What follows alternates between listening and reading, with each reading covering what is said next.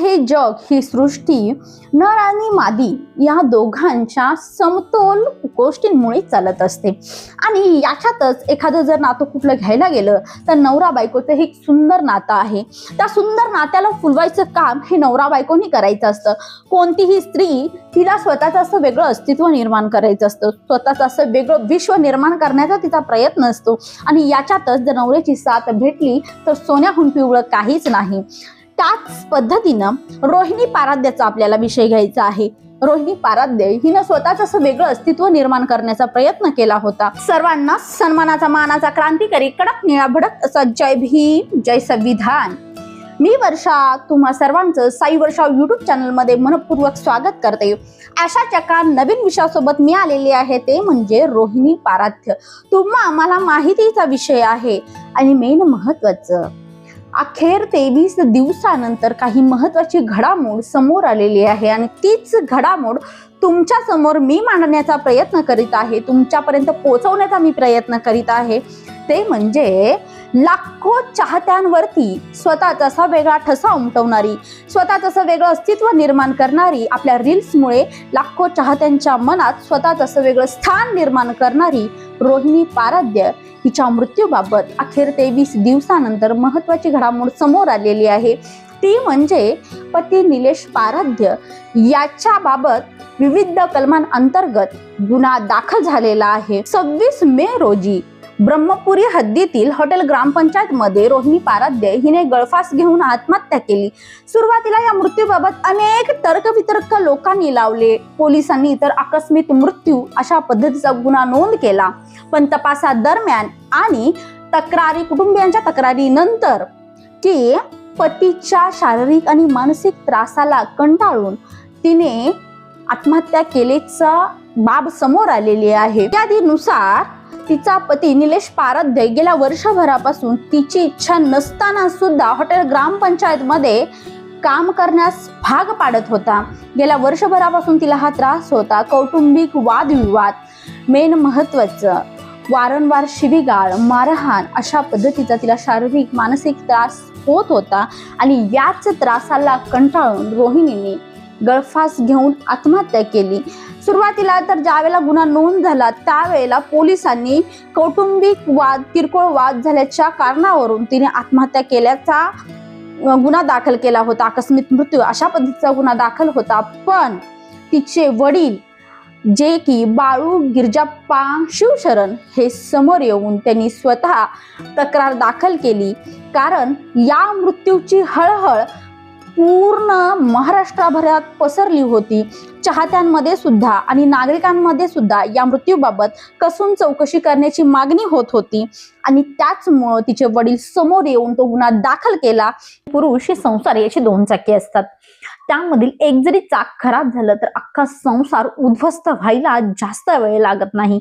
आणि म्हणूनच बायकोने नवऱ्याला आणि नवऱ्याने बायकोला साथ देणं खूप गरजेचं असतं. नवरा जर पाठीशी खंबीरपणे उभा असेल तर ती स्त्री अगदी खूप मोठी झेप घेऊ शकते. आयुष्यात काहीतरी सक्सेसफुल करून दाखवू शकते. काहीतरी करण्याची धमक तिच्यामध्ये येते, काहीतरी करण्याची उर्मी तिच्यामध्ये संचारत असते. आणि याच्यासाठी साथ असावी लागते ती नवऱ्याची. पण नवराच जर शारीरिक मानसिक त्रास देत असेल, काही गोष्टी असतील XYZ, रोहिणी पाराद्यच्या आयुष्यात काही गोष्टी घडल्या असतील, माहिती नाही. कारण तिचं पहिलंही लग्न झालं होतं आणि दुसरं लग्न निलेश पाराद्य सोबत झालं होतं.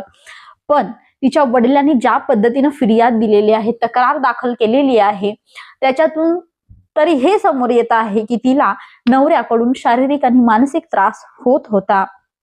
मुली लव्ह मॅरेज करतात, आई वडिलांच्या विरोधात जाऊन गोष्टी करतात, पण ते सक्सेसफुल करून दाखवण्याची त्यांच्यामध्ये धमक असली पाहिजे. कोणत्याही परिस्थितीला सामोरं जाण्याची धमक असली पाहिजे. कारण आयुष्य संपवणं हे आपल्या हातात नाहीये. प्रत्येकानं, आता तुम्ही म्हणाल की ही अशा पद्धतीनं सांगत आहे, पण समोर जो सोसणार असतो त्यालाच गोष्टी माहिती असतात. मी एकच सांगू शकते, 2 मिनिटाच्या रील्स मधून किंवा 5 सेकंदाच्या त्या व्हिडिओच्या माध्यमातून कोणाचंही आयुष्य कोणाशीही कम्पेअर करू नये. प्रत्येकाच्या आयुष्यामध्ये काही ना काहीतरी प्रॉब्लेम्स असतात. त्या प्रॉब्लेम्सना आपल्याला फेस करायचं असतं. नवऱ्याचा विश्वास संपादन करावा लागतो आणि प्रत्येक वेळेला स्त्रीला स्वतःची बाजू मांडत असताना थोडा का असेना माघार ही घ्यावीच लागते. कारण अजूनही आपली पुरुषप्रधान संस्कृतीच आहे. आपल्या या पुरुषप्रधान संस्कृतीमध्ये स्त्रीला कमीच लेखलं जातं. कारण भले ही स्त्री मंगळावर जाऊन आलेली आहे, पण अजूनही स्त्रियांकडे बघण्याचा दृष्टिकोन लोकांचा चेंज झालेला नाहीये. आणि हीच आत्ताची वास्तवता आहे. आज लहान लहान चिमुरड्यांवरती बलात्कार होतो आहे, अन्य अत्याचार होतो आहे. ह्याचा प्रॉब्लेम एकच आहे, लोकांची थिंकिंग किंवा स्त्रीकडे बघण्याचा दृष्टिकोन लोकांचा चेंज झालेला नाही. जर रोहिणी पाराध्य रील्समुळे लाखो फॉलोअर्सच्या मनात तिनं राज्य केलं होतं आणि स्वतःचं असं वेगळं अस्तित्व निर्माण केलं होतं, चाहत्यांमध्ये अगदी ती खूप फेमस होती, तर सगळं काही सुरळीत होतं. हॉटेल ग्रामपंचायत सोबतच अजून 2 शाखा ओपन करण्याच्या मार्गावर होत्या. इतकं सगळं चांगलं असताना सुद्धा, सुखी संसार असताना सुद्धा इतकं मोठं टोकाचं पाऊल रोहिणी पाराध्यला उचलावं तरी का लागलं? कसं असतं, स्त्रीला जर नवऱ्याकडून शारीरिक आणि मानसिक सुख पूर्णतः भेटलं, शारीरिक सुख थोडंसं बाजूला ठेवा, पण मानसिक सुख जर नवऱ्याकडून भेटत असेल तर ती स्त्री कधीच कुठल्याच गोष्टीमध्ये कमी पडत नाही.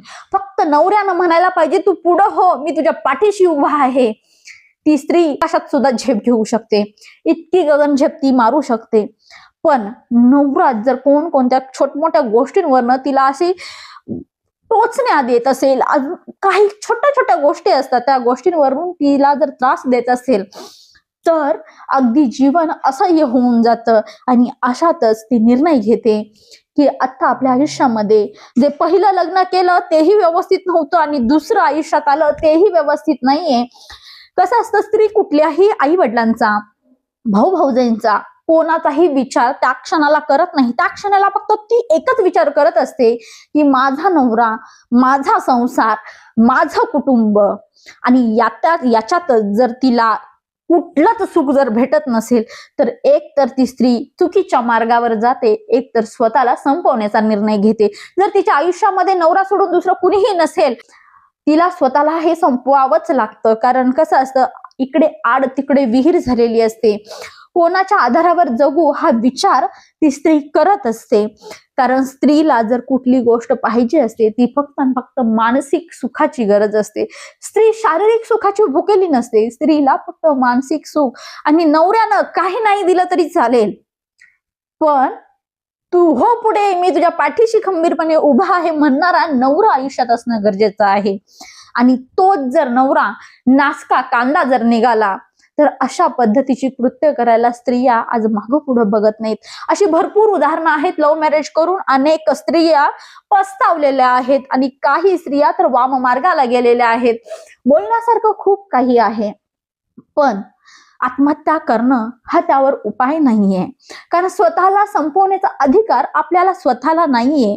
स्त्रीनच तो संसार फुलवायचा असतो. ती संसाराची वेल स्त्रीनच पुढे वाढवायची असते. हातात सगळं काही स्त्रीच्याच असतं. नवरा कितीही बाहेर भुंकला तरी सुद्धा त्या नवऱ्याला घरात कसं ठेवायचं हे आपल्याच हातात असतं. आणि याच्यातच कुठेतरी असतात अतिशहाणे नवरे, जे स्वतःच खरं करत असतात, पण काही काळापुरतं हो बाबा तुझंच स्वतःच खरं, मी थोडीशी कमी. कारण कमीपणा घेतला तर कुठेच वाया जात नाही. आपल्याला आपल्या आयुष्यामध्ये काही जरी गोष्टी करायच्या असतील तर कुछ पाने के लिए कुछ खोना पडता है असं म्हटलं जातं. आणि त्याच्यासाठी आपल्याला आपला कुठेतरी इगो हा गमवावा लागतो. कुठेतरी आपला स्वाभिमान आपल्याला कुठेतरी कमी ठेवावा लागतो. स्वाभिमान आपल्याला सोडायचा नाहीये, पण कमी करावा लागतो. कारण अजूनही आपल्या लोकांची थिंकिंग ही चेंज झालेली नाहीये. स्त्रीनं फक्त चूल आणि मूल हेच सांभाळलं पाहिजे अशा पद्धतीची लोकांची थिंकिंग झालेली आहे. आणि जर नवरा जर अतिशहाणा असेल, कारण कसं असतं, प्रत्येक स्त्रीला आपल्या नवऱ्यानं 2 गोष्टी प्रेमानं बोलाव्या, आपल्याशी वेळ घालवावा हेच वाटत असतं. आणि अशातच तो नवरा म्हणत असेल की हॉटेल ग्रामपंचायतची मालकीन बाई, आणि मालकीन बाई तर नुसती पुरी चपाती आणि भाकऱ्या थापत बसलेली असते, असं कसं चालेल? तर नुसतं कष्ट कष्ट कष्ट कष्ट केलं पाहिजे, काम केलं पाहिजे, त्याला तोड नाहीये, कष्ट करण्याला सुद्धा तोड नाही, पण ते कष्ट करून सुद्धा आपल्याला त्रासच होत असेल, त्या कष्टाला काहीतरी किंमतच राहिली नसेल, तर त्या स्त्रीनं कोणाकडे बघायचं हा पण प्रश्न उभा राहतो. ते आपण कष्ट करतोय पण समोरच्याला त्याचं काही कौतुकच नाहीये, मग आपण कष्ट कुणासाठी करतोय हा प्रश्न त्या स्त्रीच्या समोर उभा राहतो. आणि अशातच तिच्या डोक्यात येतं ते म्हणजे आपण जे पण काही करत आहोत ते कुणासाठी करत आहोत, आपलं तर काही हौसमौज होतच नाहीये, मग आपण जगायचं तरी कुणासाठी? तर नवरा हा असा आहे किंवा अजून काही XYZ असेल. आत्ताच निलेश पारध्याने सकाळीच एक पोस्ट टाकलेली आहे, मी प्रेम केल्याचा हा गुन्हा आहे की काय, अशा पद्धतीचं की तुला कोण त्रास देत होतं हे लवकरच जगाच्या समोर येईल XYZ. पण कोणतीही स्त्री बाहेरच्यांच्या त्रासाला कंटाळून कधीही चुकीचं पाऊल उचलत नाही, टोकाची भूमिका घेत नाही. याला कारणीभूत असतात ते आपले कुटुंबीयच, आणि त्यासाठी कारणीभूत जर कोणी असेल तर कुटुंबातलेच काही सदस्य असतात. आणि लवकरच पोलीस तपासाअंतर्गत सगळ्या काही गोष्टी समोर येतील. आता मेन मुद्द्याकडे आपण वळूया. रोहिणी पाराध्याचे वडील बाळू गिरजप्पा शिवशरण यांच्या फिर्यादीनुसार मंगळवेढा पोलिसांनी पती निलेश पारध्यावरती भारतीय न्याय संहितेच्या BNS कलमांनुसार अनेक गुन्हे दाखल केलेले आहेत, आणि याचा पुढील तपास मंगळवेढा पोलीस करत आहेत.